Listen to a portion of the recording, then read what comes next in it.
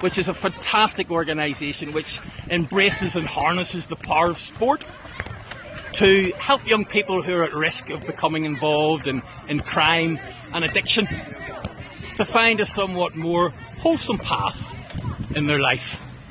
And there's been some wonderful stories, and Mary's here today, and she's going to touch on her story which helped to bring it all about. Hi. Mary, thank you very much. It's an absolute joy. I've been so inspired and so quickly just by hearing your stories from yourself. But if you could maybe touch on just your own background and how you were influenced by it all. Yeah, thank you for the opportunity. My name is Mary Mbaka. I am the founder Hearts of Ruiru Center. I started the charity organization in 2012 because I'm a prison officer. I work with delinquent children. Young teenagers who are in prison because of social crimes like theft. Many of them have dropped out of school, leading to crime, and then now eventually crime led them to the prison where I work. So we are using sports for social change. We want to see how far we can use sports to address the social issues that children in Ruiru face, given that so many children come from very underprivileged families. And that is always given that people from underprivileged families or poverty-stricken families always get a leeway into crime just to fend for themselves. But in Hearts of Ruiru, we are giving an opportunity to the kids to show them that there's a way out. There's another way out. There is hope. We don't have to go into crime for us to achieve our goals. And I do this. I support education because I am a beneficiary of someone who helped me through education. I came from a very poor background of 11 children. My parents were not able to take me through the education system, even though I passed so well. But I had someone help me out. And this is the reason I am trying to give back to the society, to make sure I see at least one soul complete high school, change their lives, and be able to change the society.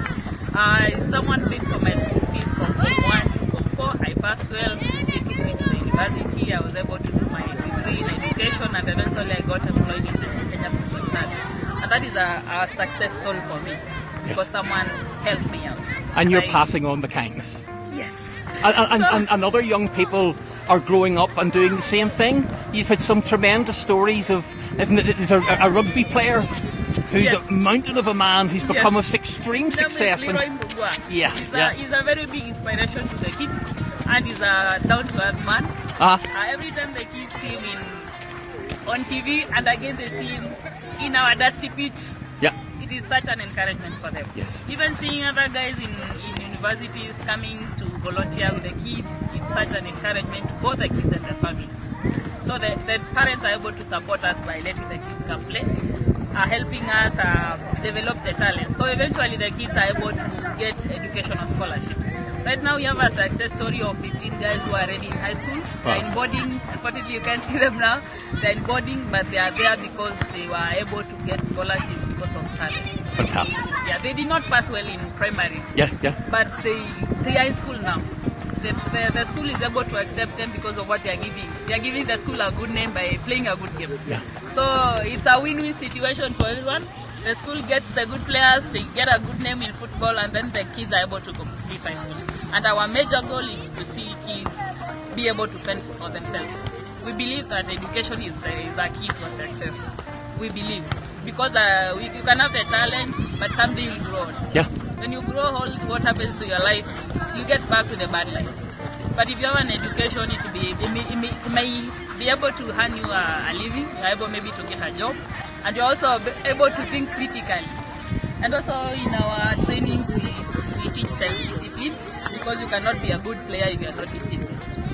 That means keeping time, listening to what the coaches say, listening to what the parents say, listening to what the teachers say. And that eventually makes someone a great person unknowingly. The kids may not know what they are growing up to, but the discipline that they show in the pitch, it is really helpful, because they have to stay out of drugs for them to be in the team.